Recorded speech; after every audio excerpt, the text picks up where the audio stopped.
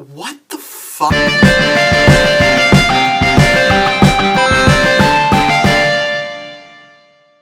One, this will be a shorter episode because it's a shorter game.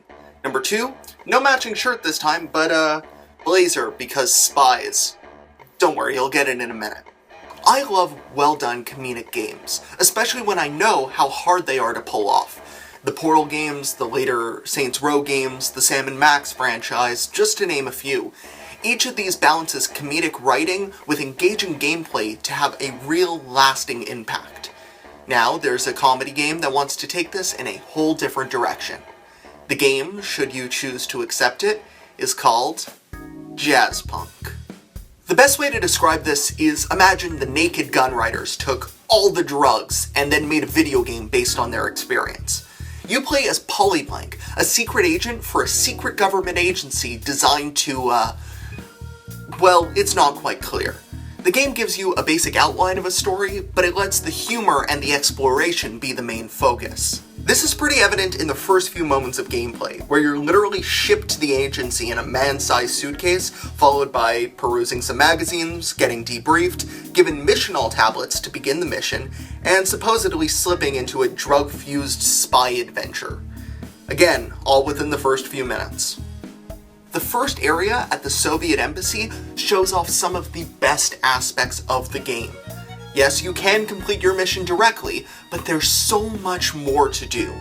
From helping a frog hack into Starbucks Wi-Fi, to degaussing pigeons, to going to the movies, to just knocking someone off of a bridge. The environment has many points of interaction. And this is where Jazzpunk really shines. You see, the game is a combination of absurd comedy, surreal situations, and referential humor, so that you never quite know what comedy is going to be thrown at you.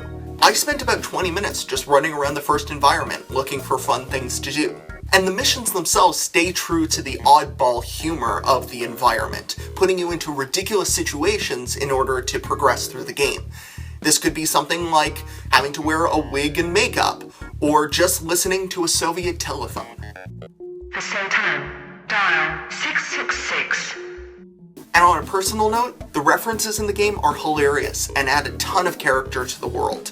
Shining references, Mad Max references, Fear and Loathing references, even a first-person shooter called Wedding Cake. The writers of the game pulled from all media imaginable to give a fun wink and nod to the player directly. Yes, my lord. Laptar. Zagsam. However, there were serious issues with this game. A lot of it stemming from the lack of a narrative in place of side content. Now don't get me wrong, I don't feel that every game needs a narrative, and I enjoy a lot of games that don't. But it's what they put in its place that really bothers me. You see, even though the side content feels expansive, it doesn't feel like it has a lot of consequence. Yes, a lot of the jokes are funny, but the ones that don't work die hard, and even the ones that do work feel incomplete.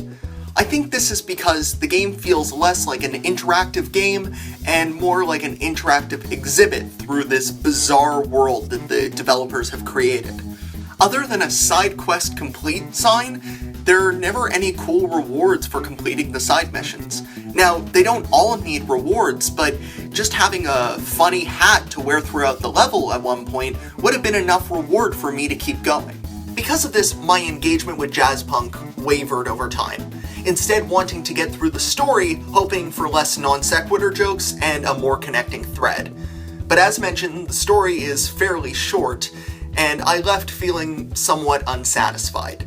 To me, it's like spending a few hours at a toy store. At the beginning, it's really fun and exciting to interact with all the toys, but after a little while, it becomes monotonous and things start to blur together. With all that said, is Jazzpunk still worth your time? I think so.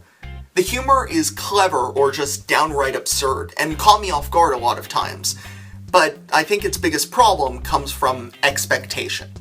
The game appears to be this clever comedy puzzle adventure game, when in reality the comedy is the dominant aspect. If you're wanting to go into a game looking for a bunch of laughs, definitely look here. But if you're looking for fun puzzles or an engaging narrative, this is not the place to look, because it's not trying to be.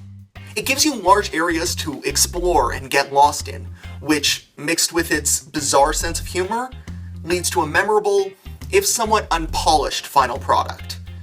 Yes, there's a lot of good in Jazzpunk, but it's somewhat undercover, if you will. I'll put a link to the game down in Hyrule. Thank you guys so much for watching, and I'll see you next time. By the way, I'm considering keeping the jacket. What do you think? Let me know down below.